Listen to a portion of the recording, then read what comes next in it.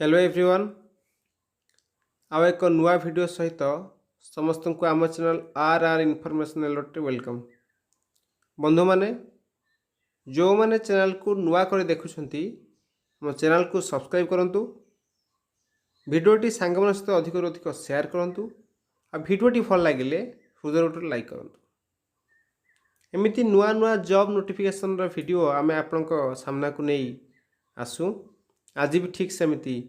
नुआ job notification video आज video topic T कौन ना खलिकोट यूनिवर्सिटी आप जानी गंजाम बरहमपुर रे से खलिकोट यूनिवर्सिटी तरफ गेस्ट फैकल्टी टीचर मान जो मैंने पीजी पास आउट से पिला already notification Prakash pi walk in interview entrance नहीं मुझे आज फुल प्रोसेस कहि वीडियो लास्ट देखंतु बिना स्किप रे चलतु आ टाइम वेस्ट न कर भिडियोटी आरंभ करवा ओके देखंतु आजिकार संवाद पेपर रे नोटिफिकेशन टी प्रकाश पाई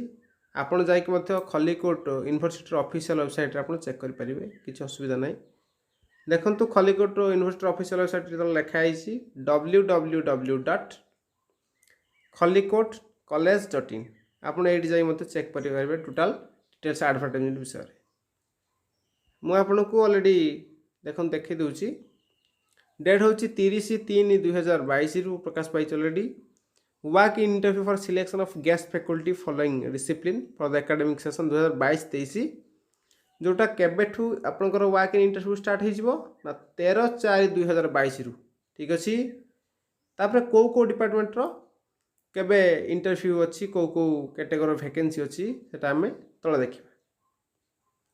आपनकर एलिजिबिलिटी क्राइटेरिया कौन थिबो ना interested candidate having 2 years PG course in respective और कंसर्न सब्जेक्ट जो पिला माने आको आवेदन करे पे चाहउछंती एटलीस्ट जो सब्जेक्ट रे गेस्ट फैकल्टी टीचर बाहर से सब्जेक्ट रे PG करथिया दरकार पोस्ट ग्रेजुएट डिग्री ओटा मास्टर डिग्री आपन देन आप कोन हेतिबो ना से मास्टर डिग्री आपन 55% रखिथिबे मिनिमम किबा ता ऊपर 55 रे ऊपर रखिथिबे ठीक अच्छी से मैंने वाक इन इंटरव्यू अटेंड करिया केमती ना मे attend the walk in interview on scheduled date and time okay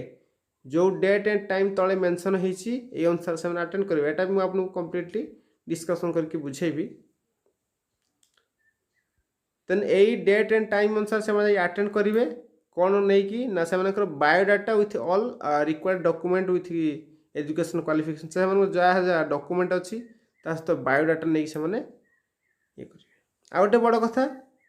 जो मैंने OES लेवल रे ऑफिसर ऑलरेडी दे सारचंती से माने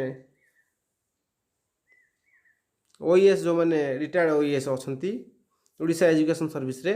से माने मध्ये आपे अप्लाई करि परिवे से माने एक्सपीरियंस अच्छा नो आमनकर कोन रहिबो ना नो PADA मनकर रहिबो नाही only candidate attending the interview in service candidate should produce the no objection certificate हम जान छ NOC no objection certificate NOC जो माने अछंती इन सर्विस से मानकर जोटी से माने प्लेस ऑफ वर्क जोटी अछंती से माने NOC नै कि से माने जाई परिबे ठीक अछि देन तळे अछि आपनकर कंप्लीटली चार्ट दे दैछि को डिपार्टमेंट को ये रे गेस्ट फैकल्टी बाहर छि देखंतु कंप्लीटली फास्ट लिखाई एंथ्रोपोलॉजी आ बॉटनी ओके एंथ्रोपोलॉजी जो माने पीजी करचंती बा आ बॉटनी जो माने पीजी करचंती से मनकर 13/4 रे हबो इंटरव्यू ठीक अछि एंथ्रोपोलॉजी छुआकर हबो 10टा रे गुटिए हला PM तन 2टा रे हबो 5टा को मानकर ना बॉटनी छुआ मानकर ठीक सिमिलरली सब ओनर सेंती दे देछि आपना को देखि परिबे हम एई वीडियो डिस्क्रिप्शन ले हम व्हाट्सएप ग्रुप और टेलीग्राम चैनल जॉइनिंग लिंक मते दे देबे आपन ए नोटिफिकेशन टे सेठी पाई परिबे ता सहित आपन चाहिले जो खलिकोट कॉलेज रो ऑफिशियल वेबसाइट सेटो मते आपन डाउनलोड कर परिबे ओके कि आज के संवाद पेपर मते डिटेल्स रेफरेंस पे आपन नै परिबे तापर कॉमर्स देखंतु कॉमर्स लिखा है अकाउंटिंग ऑनर्स जो माने रहितबो तापर chemistry English economics education computer science biotechnology B Ed geology zoology Odia mathematics history philosophy physics Hindi statistics political science MCA EVS okay एतिकी